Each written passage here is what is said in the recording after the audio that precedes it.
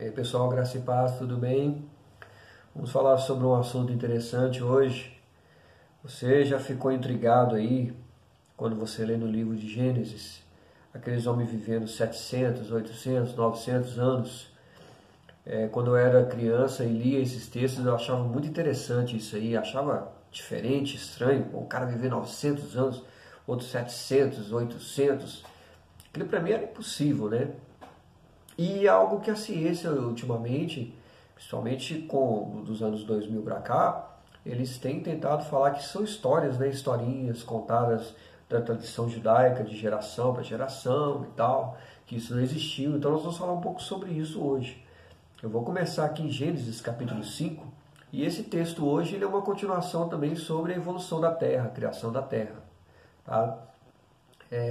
Eu não vou fazer uma contagem aqui de anos vividos, não. Porque se eu pegar um indivíduo que viveu 800 anos, outro 900, e eu for somar tudo, vai dar mais de 10 mil anos. Porém, enquanto um está vivendo, o outro também viveu, e o outro viveu. Um é filho do outro, é neto, é pai, é avô, então não vai dar uma contagem muito correta. Eu vou fazer uma contagem apenas de quanto eles geraram filhos, de quando eles geraram uma próxima pessoa que vai dar uma sequência a uma próxima geração. E se você procurar esses textos, você vai ver a idade que cada um viveu no total. Então, Gênesis capítulo 5, versículo 3 vai falar que viveu Adão 130 anos quando gerou Sete. Sete viveu 105 anos, gerou a Enos. Enos viveu 90 anos, Cainã viveu 67 anos, Maalael viveu 65 anos, Jared viveu 162 anos, Enoque viveu 65 anos e foi gerando seus filhos, né? E são os filhos dos filhos. Metusalém viveu 187 anos, Lameque viveu 182 anos e Posre gerou um filho que pôs o nome de Noé. E era Noé, da idade de 500 anos, gerou Sem, Cã e Jafé. Então, só somando essas idades de quando esses patriarcas foram pais, nós temos aí 2.182 anos. E isso, irmãos, depois que Adão gerou a Sete, sem falar dos anos anteriores ali, 130 anos, né, poderíamos somar também, em que ele teve Caim e Abel. Então, somando esses personagens que eu falei aqui, nós temos 2.182 anos. Então, veja bem, irmãos, que interessante, porque são 2 milênios, né? Mais de 2.000 anos. Se você pensar a evolução que aconteceu no mundo, desde o nascimento de Jesus Cristo, nós estamos em 2020. Desde Cristo até hoje, quantas coisas aconteceram? Veja, por exemplo, você está me assistindo talvez no tablet ou no celular. Quanta evolução tecnológica, quantas revoluções aconteceu no mundo afora em um período de 2.000 anos. Então aconteceu muita coisa nesse período também. E isso eu estou falando antes do dilúvio. Depois do dilúvio ainda tivemos aí um grande período também. Eu quero chegar nessa questão importante, intrigante, dessa longevidade dos homens. Como que um homem vivia 900 anos, 930, 850 anos? Bom, Gênesis 7,6 fala assim: tinha Noé 600 anos de idade quando as águas do dilúvio inundaram a terra. Todos os dias de Noé foram 950 anos e morreu. 950 anos viveu Noé. Isso é inimaginável para os tempos de hoje. Gênesis 6, capítulo 1 fala: como se foram multiplicando os homens na terra, e nasceram filhas. Vendo os filhos de Deus que as filhas dos homens eram formosas, bonitas, né, tomaram para si mulheres, a que entre todas as mais lhe agradaram. Então disse o Senhor: o meu espírito não agirá para sempre no homem, pois este é carnal, e os seus dias serão 120 anos. Bom, isso aqui para mim é um marco, porque depois veio então o dilúvio, né? Deus chamou Noé para construir a arca, e esse é o marco de se determinar a idade que o homem viveria como nós viveríamos hoje.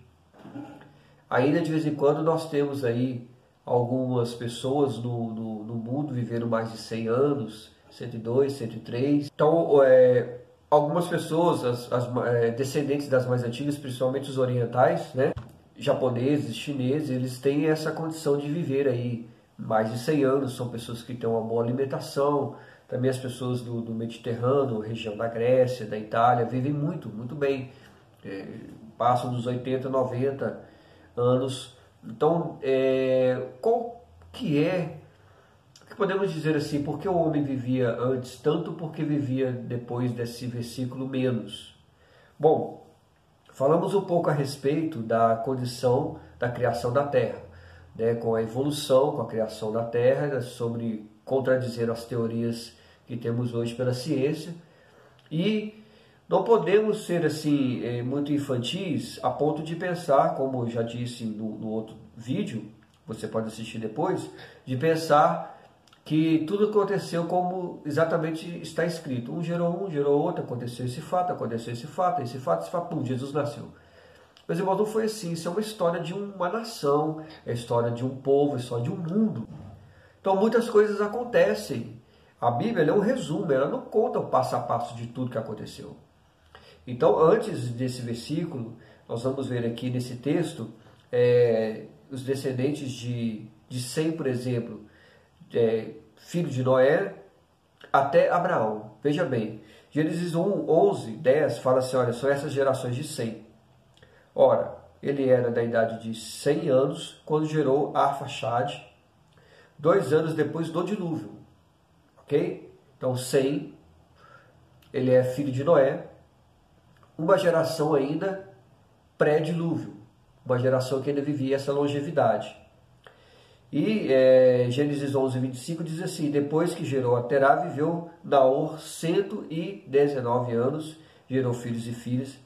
Viveu Terá 70 anos, gerou Abraão, a Naor e Arã, e havendo Terá vivido 205 anos, ao todo morreu em Arã.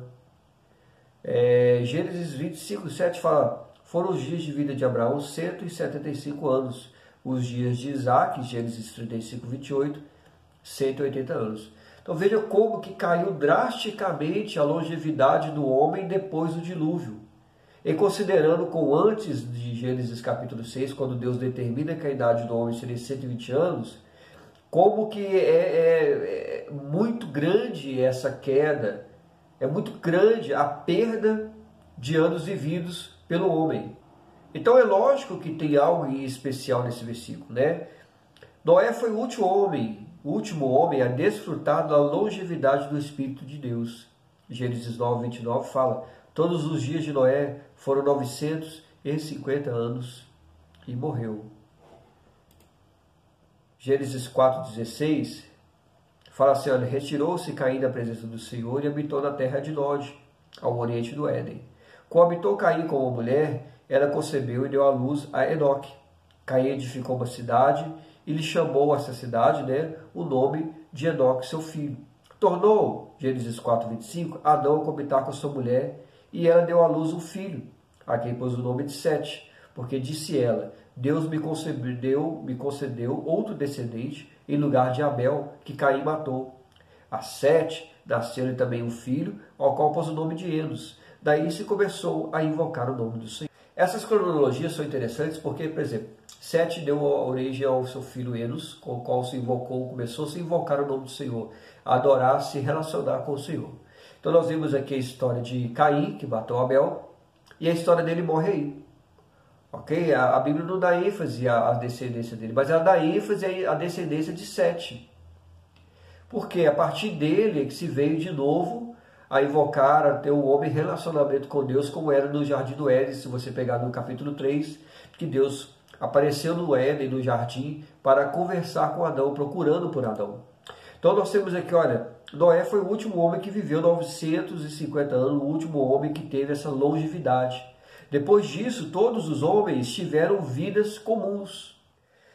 O que está relacionado com essa condição de uma vida tão longínqua? O Espírito de Deus. Gênesis capítulo 1 fala que no princípio Deus criou os céus e a terra, e o Espírito de Deus pairava sobre a terra. Eu já falei em 2 vídeos, você pode olhar aí depois. E na criação do homem, ele fala que Deus soprou o seu Espírito no homem. Ruach é o Espírito de Deus. Deus soprou e esse Espírito estava contido em todo o planeta, em toda a criação e inclusive no homem. Então o Espírito de Deus contido no homem dava a ele essa longevidade, dava a ele essa condição de vida sobrenatural, e o Espírito de Deus estava contido ali em toda a criação da terra ainda. Gênesis 6,3 fala assim: então disse o Senhor, o meu Espírito, Ruach, não agirá, esse verbo não agirá e não julgará, não, algumas Bíblias têm essa tradição, não contendará com o homem para sempre, pois este é carnal, e os seus dias serão 120 anos.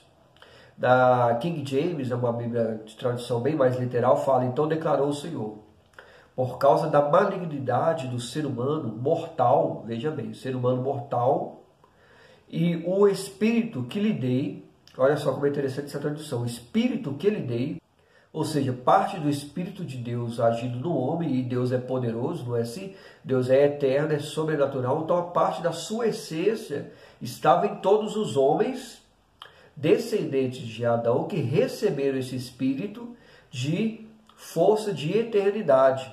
Não permanecerá nele para sempre, portanto, ele não viverá além dos 120 anos. Então eu quero enfatizar o Dom, o Olam, o Adão, que é o homem, ok? E o Shadé.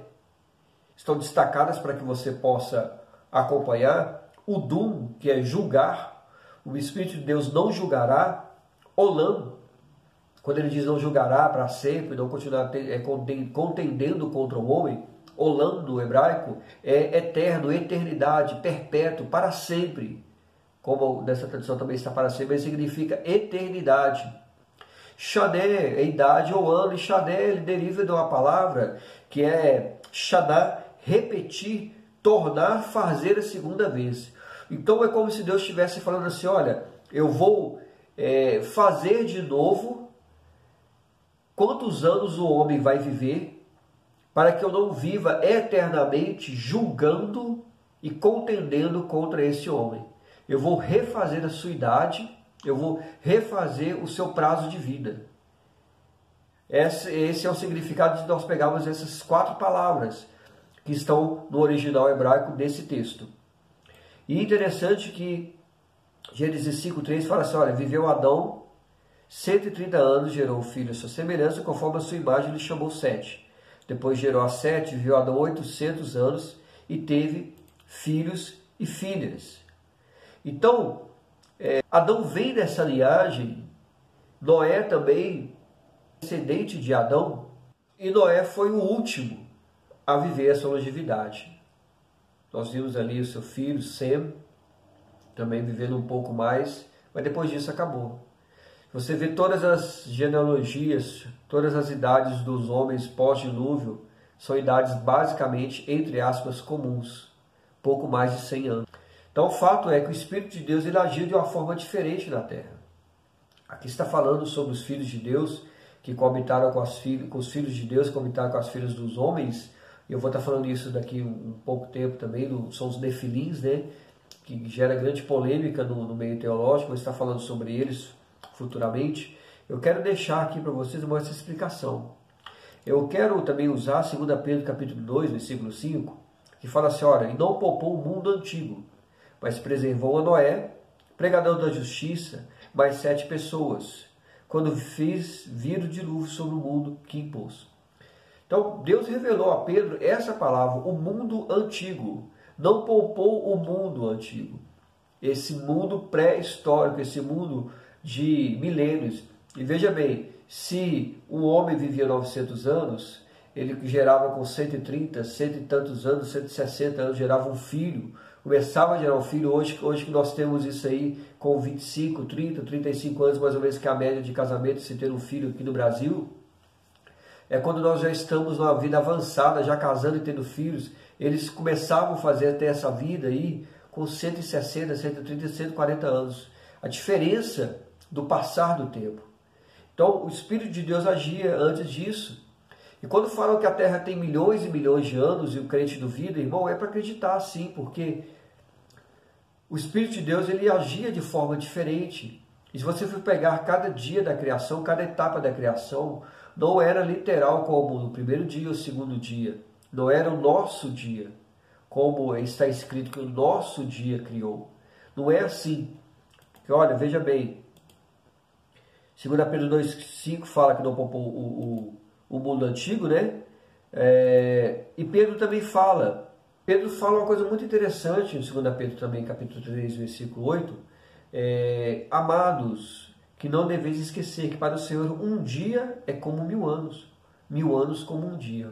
Porque ele não está preso na cronologia do nosso tempo, de 24 horas, 7 dias por semana, 60 segundos, ele não está preso. Então, assim, ele não tinha aquela obrigação, falou assim, poxa, hoje é segunda-feira, hoje eu tenho que criar os céus e a terra. Vou correr porque só tem 24 horas para criar. Você imagina Deus falando assim? Falando com os anjos, com Jesus, me ajuda, porque o negócio está apertado, está acabando o tempo, o cronômetro está correndo.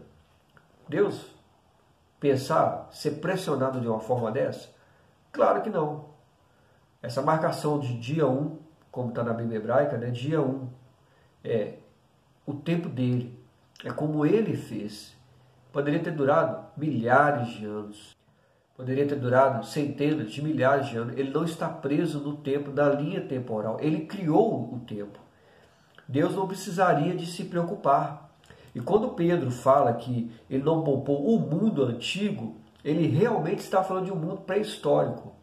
Eu também tenho que gravar um vídeo falando a respeito dos dinossauros na Bíblia, que a Bíblia fala sobre os dinossauros.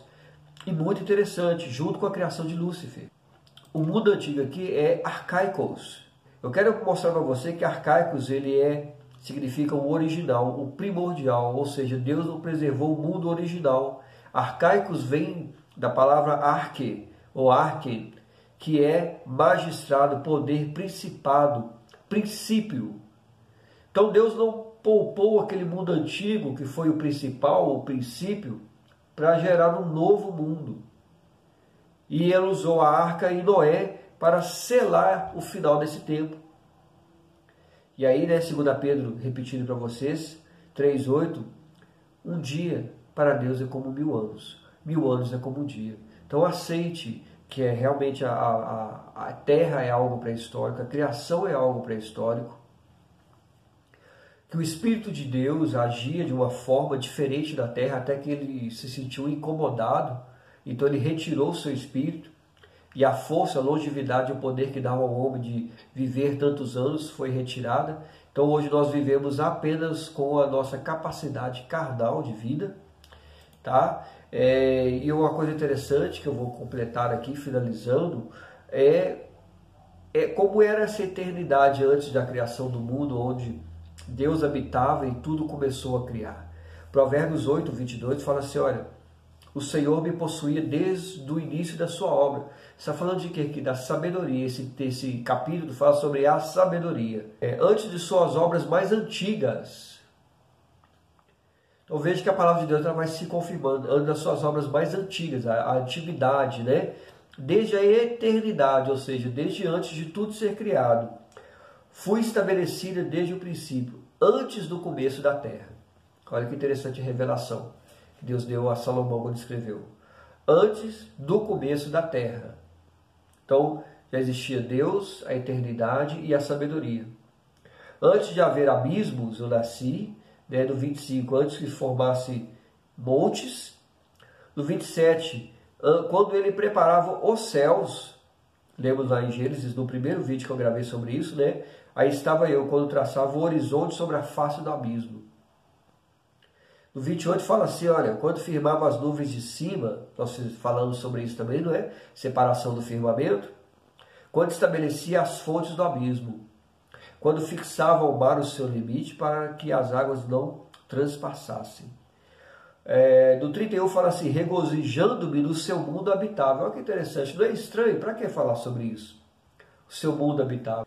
Então, o seu mundo habitável, existia um mundo inabitável, pós-criação do homem, o mundo habitável, pós-dilúvio, o mundo natural, não mais sobrenatural. E esse texto fala muito sobre abismo, fonte das águas, diretamente ligado, né, relacionado a Gênesis capítulo 1, e também no dilúvio, porque no dilúvio não foi só chuva, fala ali que ele rompeu as fontes dos abismos. Então veio água de baixo, água de cima. Né? E essa foi a condição de tanta água ter caído sobre a terra. E fala muito sobre abismo, e o Espírito de Deus pairava sobre a face das águas, sobre o abismo. Então, esse texto é muito profundo, nos revela muito. E eu espero que tenha esclarecido algo para você, que tenha falado sobre o seu coração, que Deus te abençoe, tá? E te dê sabedoria todos os dias.